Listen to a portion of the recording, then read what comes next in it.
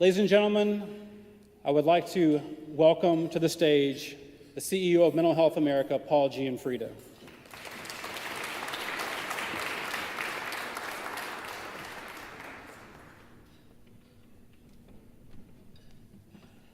Thank you, Luke.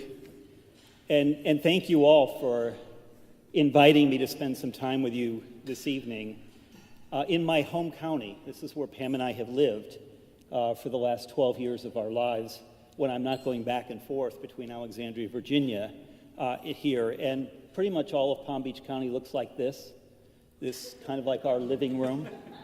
And so I hope you feel at home here and comfortable. I do want to talk to you a little bit about my own story here, which is what Luke asked me to do.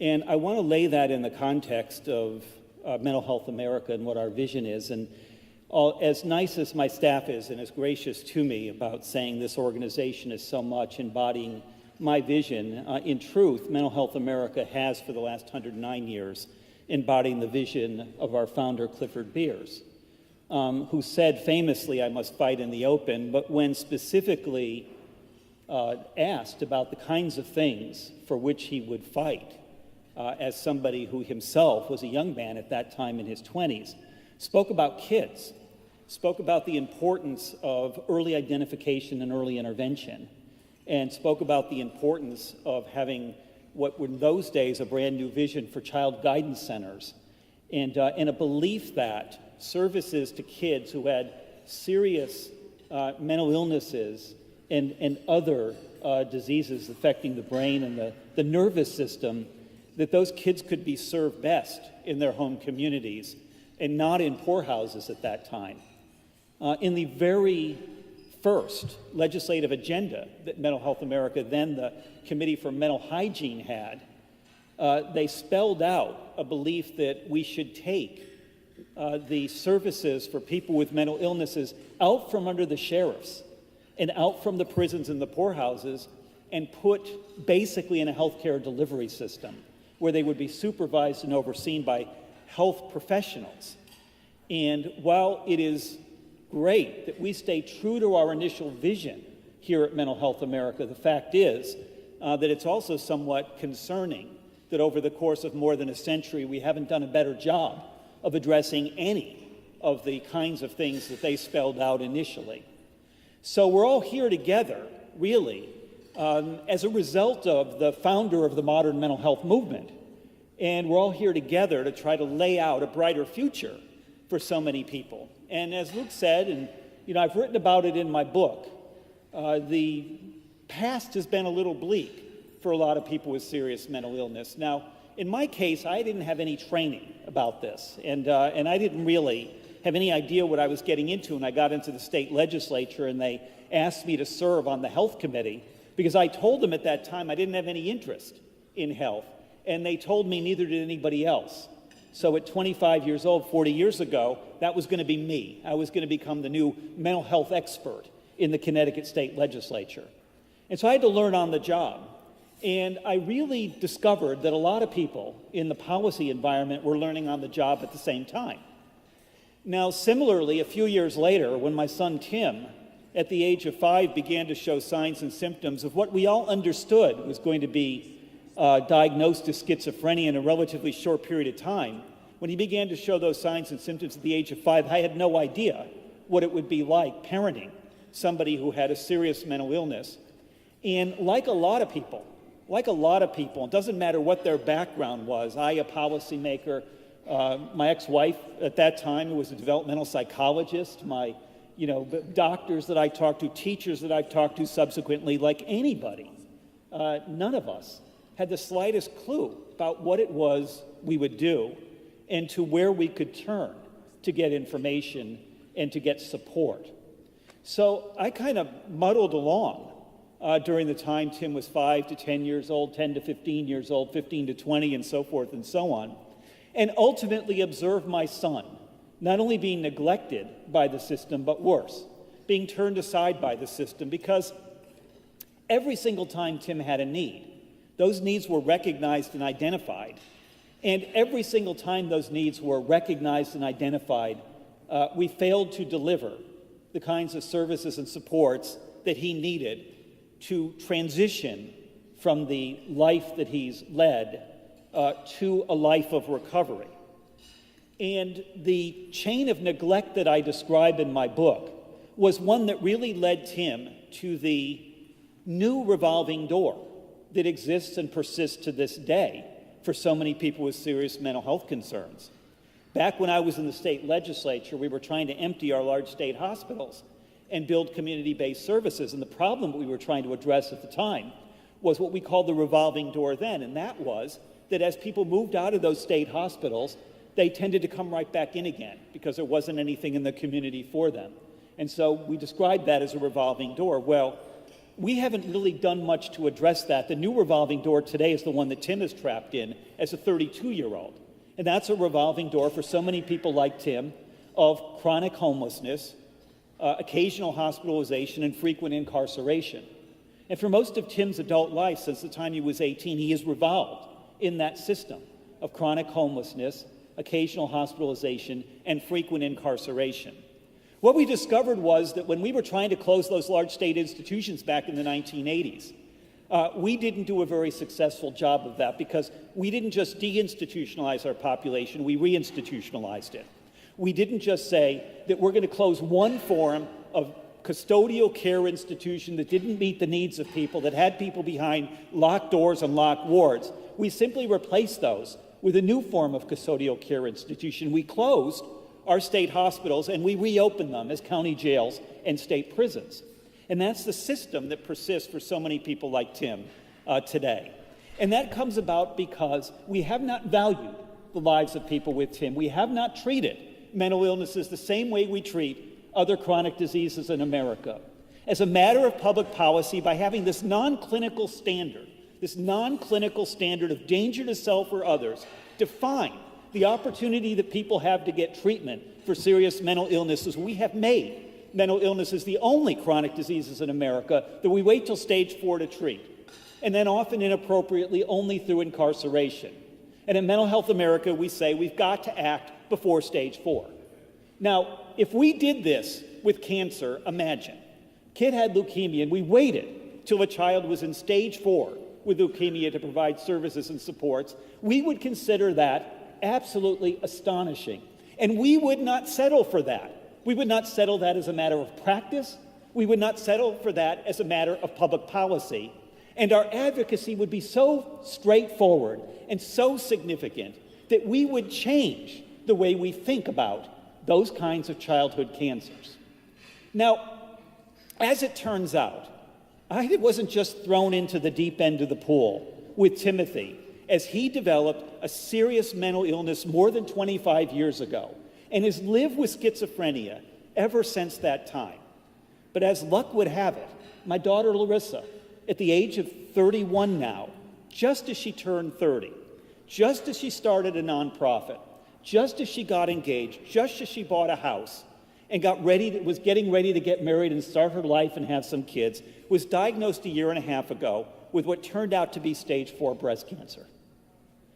Now, when Larissa was diagnosed with stage 4 breast cancer, it's metastasized to her liver and to her bones.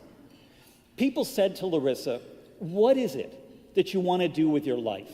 What is it that you need?" And Larissa said, in telling her story, that I've got a bucket list of things. One thing I need is some money. I need some support.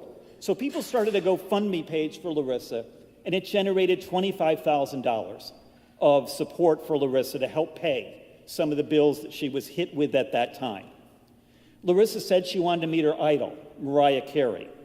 And so the Pink Agenda, a nonprofit in New York City, tried to arrange for that with Larissa and did so unsuccessfully, but brought her down last October to be a keynote speaker for their event. And Larissa talked at that about her life and talked about her nonprofit that she had just started to provide assistance to people with developmental and intellectual disabilities. She sat down at the table after giving that speech, and somebody said to Larissa, "What was the name of your nonprofit again?" And she said, "It's Community Navigators in Connecticut." And the person pulled out her checkbook and wrote a $10,000 check to Community Navigators. Oh, her infusion center oncology nurses actually discovered that she wanted to meet Mariah Carey. So last Christmas time, they put together a YouTube video singing All She Wants for Christmas, Mariah Is You. And Mariah Carey's backup singer saw that video, called it to Mariah Carey's attention, and just before Christmas last year, Larissa was brought down to New York City and introduced to Mariah Carey, who spoke with her for about 20 minutes at the end of her final show of the year. In fact, this relationship is continued. This summer, when Larissa was too ill to get to a concert of Mariah Carey's in Connecticut, Mariah Carey dedicated Hero, the final song that she sang in Seattle over Labor Day weekend, to Larissa, giving Larissa a shout out from the stage. You know, this goes on. When the Volkswagen people heard about Larissa, and they said, well, we've got a pink Beetle here. We'd like to give you this car to drive around in. It's marketing for us, but it also gives you an opportunity to have a little transportation on us for a while. And so Larissa got the pink Beetle shipped to her and drove it around Connecticut for a few weeks. And when Larissa got her diagnosis, she immediately got connected to folks through Breast Cancer Research Foundation, first at Memorial Sloan Kettering, and then out at Dana-Farber in Boston, which is what's providing most of her care these days to Larissa. And they said to Larissa at Memorial Sloan Kettering, well, we're going to give you a course of treatment here, and one of the parts of this treatment that we want to recommend to you is marijuana. And Larissa said, well, you guys prescribe it? And they said, no, we don't prescribe it, but we're just going to advise you get it any way you can when you get back to Connecticut, because it's going to be helpful and beneficial to you. That's the way Larissa's been treated with her stage 4 cancer.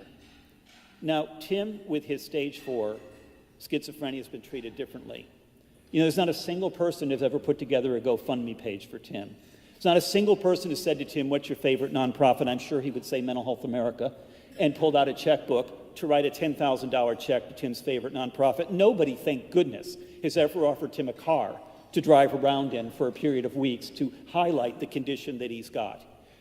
When Tim discovered that marijuana actually helped manage some of the side effects of the serious mental illness that he had, not a single medical professional said, okay, you need to go get that any way you can. In fact, they refused treatment because he was using marijuana at that time, delaying appropriate treatment for Tim for 10 years at that time because he was using marijuana at that time. And of course, marijuana for Tim turned out to be a gateway drug, not a gateway to other drugs, but a gateway to the juvenile justice and the adult criminal justice system, unlike for Larissa. We have treated Tim entirely differently from the way we have treated Larissa. And yet these are my two kids, 32 and 31 years old. And they share so many of the same characteristics. They're both of mixed race, unlike me. They're both adopted, unlike me. You know, they both led their lives independently, as have I had, and yet they have been treated so differently by the world around them that we need to figure out how it is that we can treat Tim and Larissa the same way. And you know who gets this? Tim and Larissa get this. Because even though they didn't grow up very close, because Tim was so ill, and it was so difficult for the other people in the family to grow up with Tim. And so we had Tim separated from the other kids for extended periods of time. When they connected about 6 or 8 months ago on the telephone, first time they talked to each other for about 10 years. After they got off the phone, I was still talking to Timothy on the phone, and he said to me, you know, I just feel so sorry for Larissa, you know, what she's going through at this point. And I just wish there was something I could do. And then after I hung up with Tim and I was in the room with Larissa at that time, Larissa said to me, you know, I just feel so sorry for Tim, what he's been going through with this condition that he's got. I wish there was something we could do. Well, you know, the reality is that Tim and Larissa get it. And the reality is there are a lot of things that we can do.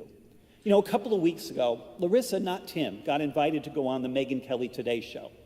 And she got invited to go on because she was critical of the way Breast Cancer Awareness Month was taking place, because she didn't feel as if they were doing enough to talk about metastatic breast cancer. And she didn't feel as if they were doing enough to promote the importance of medical research into metastatic breast cancer and all forms of cancer, so that Larissa can have additional hope for recovery during the course of her life.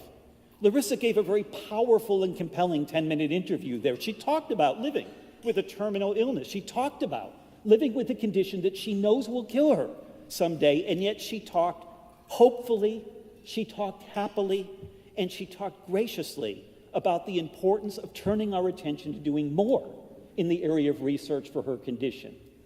Not a single person has been on the Megyn Kelly Today show yet, or any comparable show to that, with schizophrenia, talking about the importance of continuing to invest in research so that we can continue to give people like Tim the greatest amount of hope for recovery and a better lived experience than the one that he's got. And this is what you're about here. And this is what we're all about in trying to work together. We're trying to make certain that our community understands what Tim and Larissa understands. We're trying to make certain that all of our communities understand the importance of groundbreaking research, how that gives people hope, how providing the latest and best medicines, the latest and best opportunities, the latest and best therapies make all the difference in the world to whether or not somebody is going to live with hope or whether or not somebody is going to live with a form of depression or distress or despair. And when they understand this so clearly and can articulate it so clearly, it becomes critically important that we do so as well. It becomes critically important that we say, we've got to treat mental illnesses the same way we treat other conditions. We have got to be willing to invest. We have got to be willing to think about the future. We have got to be willing to move forward and not backward in the way we think about these conditions. Because the truth of the matter is that the only reason I'm ever up here doing this kind of a talk and Tim isn't because, as I mentioned, he's adopted and I'm not. It isn't because he didn't finish high school and I finished college. It's not because he's 6.5 feet tall and I'm 5 feet 9. It's not because he's African American and I'm white. The only reason I'm up here and Tim isn't doing this is because Tim's got schizophrenia and I don't. And if the shoe were on the other foot, and it could have been, just as Larissa suddenly got that diagnosis that changed the trajectory of her life, if the shoe had been on the other foot, Tim might well be the person up here talking about his dad, Paul, and what his dad, Paul, has done to have to survive on the streets of San Francisco for most of the last 10 years. And you would be sitting there listening to Tim and thinking, okay, what is it that we can do for this person? What it is we can do for Tim is what it is we can do for Larissa, which is what it is we should do for all of our kids and all of our adults who are touched by chronic diseases. We should simply invest in their future. And we should invest in people's futures in partnership with them, where they have opportunities to exercise choices, opportunities to determine the kinds of lives they want to live, opportunities to have the same level of expectation that all of the rest of us have. This is simple stuff. It is straightforward stuff, and it is what we think at Mental Health America and what I think can be accomplished in the near term and must be accomplished before we lose another century of Tims. Thank you very much.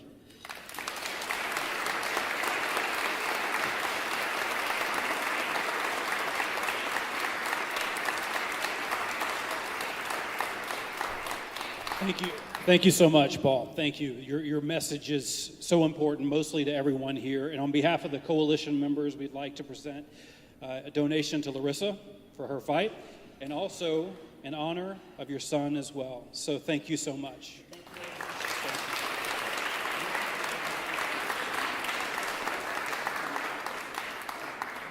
Paul Gionfriddo, everybody. Thank you, Paul.